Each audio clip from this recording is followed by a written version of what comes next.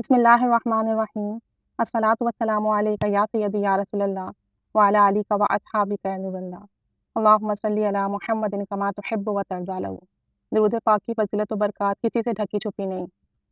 بلکہ یہ وہ عمل ہے جس کو کرنے سے اللہ تعالیٰ اپنے بندوں پر اتنی مہربانی اور عنایت فرماتا ہے کہ جن کا شمار ممکن ہی نہیں۔ حضرت احمد دھالان رحمۃ اللہ علیہ نے اپنی کتاب میں ابو المواہب شاذلی رحمۃ اللہ علیہ کا ایک قول نقل کیا ہے کہ اللہ تعالیٰ کے کچھ بندے ایسے ہیں جن کی تربیت بلا واسطہ نبی کریم صلی اللہ علیہ وآلہ وسلم خود فرماتے ہیں، کیونکہ وہ نبی پاک صلی اللہ علیہ وسلم پر کثرت سے درود و سلام پہنچتے ہیں، کثرت سے درود و سلام پڑھتے ہیں۔ اب آج کے اس پرفتن دور میں پیر کامل ملنا مشکل ہوتا ہے، شیخ مشائخ ملنا مشکل ہوتے ہیں جو ہماری روحانی تربیت کریں اور ہمیں نبی کریم صلی اللہ علیہ وآلہ وسلم کے در تک پہنچائیں۔ تو ایسے میں درود پاک ہمارا سب سے بڑا ذریعہ وسیلہ سہارا ہے۔ ایسے لوگ جو روحانی ترقی چاہتے ہیں، روحانی منازل چاہتے ہیں، آپ صلی اللہ علیہ وسلم کا روحانی قرب چاہتے ہیں، تو انہیں چاہیے کہ کثرت سے درود و سلام پڑھیں۔ انشاءاللہ اس کی برکت سے نبی پاک صلی اللہ علیہ وآلہ وسلم خود بنفس نفیس روحانی تربیت فرمائیں گے انشاءاللہ تعالی۔ حضرت سرکار واصف علی واصف رحمۃ اللہ علیہ فرماتے ہیں کہ نفس سے بچنے کا آسان طریقہ یہ ہے کہ کسی بزرگ کا کہنا ماننا شروع کر دو، اللہ کے عمل کے تابع ہو جاؤ، درود شریف پڑھنے لگ جاؤ۔ درود شریف جب آپ پر وارد ہو گیا تو آپ نفس سے بچ جاؤ گے، یعنی جب آپ درود شریف کی کثرت کرو گے، درود شریف کی برکتیں ملنا شروع ہو جائیں گی، تو انشاءاللہ تعالی نفس سے آپ کی جان چھوٹ جائے گی۔ جو گناہ ہم نفس کے زیر اثر آ کے کرتے ہیں ان سے جان چھوٹ جائے گی، اور انشاءاللہ تعالی ہمارے نامہ اعمال میں نیکیوں کا اضافہ ہوتا چلا جائے گا۔ ایک اور بزرگان دین کا فرمانا ہے کہ اگر کوئی شخص نبی پاک صلی اللہ علیہ وسلم پر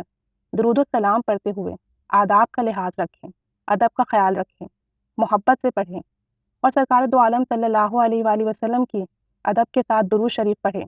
تو انشاءاللہ تعالی درود پاک کی کثرت کی برکت سے آپ صلی اللہ علیہ وآلہ وسلم کی محبت اس شخص کو گھیر لیتی ہے، اور پھر نبی کریم صلی اللہ علیہ وسلم کا خاص قرب، خاص محبت، خاص عنایت، خاص توجہ میسر آتی ہے۔ کیونکہ ہم سب جانتے ہیں کہ نبی کریم صلی اللہ علیہ وآلہ وسلم کی بارگاہ اقدس میں ادب کے خلاف کوئی کام ہو تو انسان کے تمام عمل حقارت ہو جاتے ہیں، تمام عمل بیکار ہو جاتے ہیں۔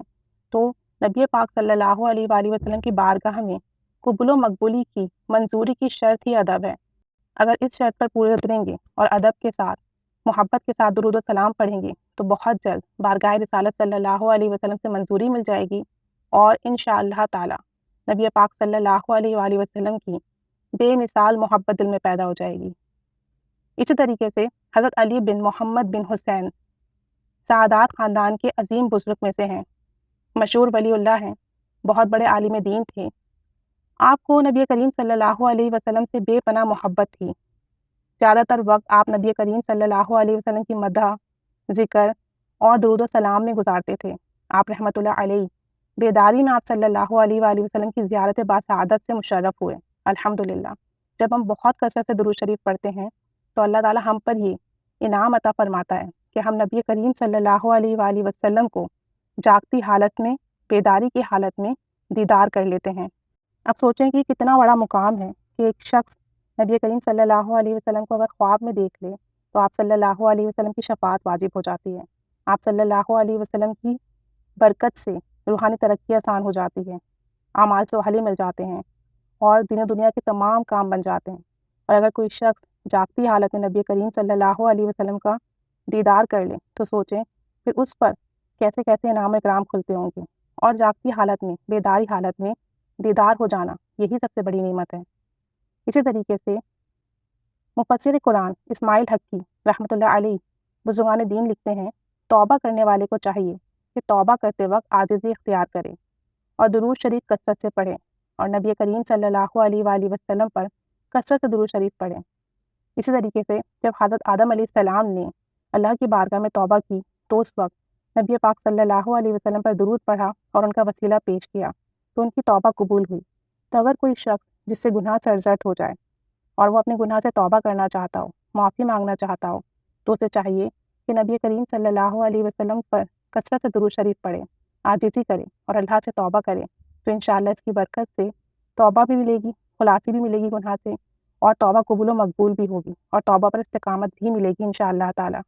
تو درود پاک ہر حال میں قبول و مقبول بھی ہے، منظور بھی ہے، اور درود پاک کی برکت سے اللہ تعالیٰ ہماری زندگی میں آسانیاں پیدا فرماتا ہے۔ اسی طریقے سے علامہ قسطلانی رحمۃ اللہ علیہ نے فرمایا، حضور نبی کریم صلی اللہ علیہ وسلم پر درود شریف بھیجنا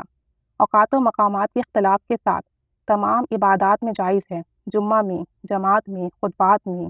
نمازیں یا دیگر تصرفات میں، یہاں تک کہ معاملات میں، خرید و فروخت میں، نکاح میں بھی خصوصاً، سلوک میں اور تمام دنیاوی اور دینی معاملات میں قبولیت کا شرف رکھتا ہے، اور جو عمل بھی درود پاک کے ساتھ کیا جائے وہ عمل بھی قبول و مقبول ہو جاتا ہے۔ تو اپنی زندگی کے معاملات میں عبادات کے ساتھ درود شریف کو لازمی پڑھا کریں۔ حضرت عارف صابری رحمۃ اللہ علیہ فرماتے ہیں کہ درود شریف انسان کو بغیر مرشد کے، بغیر شیخ کے اللہ تعالیٰ تک پہنچا دیتا ہے، کیونکہ باقی اذکار میں شیطان دخل اندازی کر لیتا ہے، اس لیے مرشد کے بغیر چارہ نہیں۔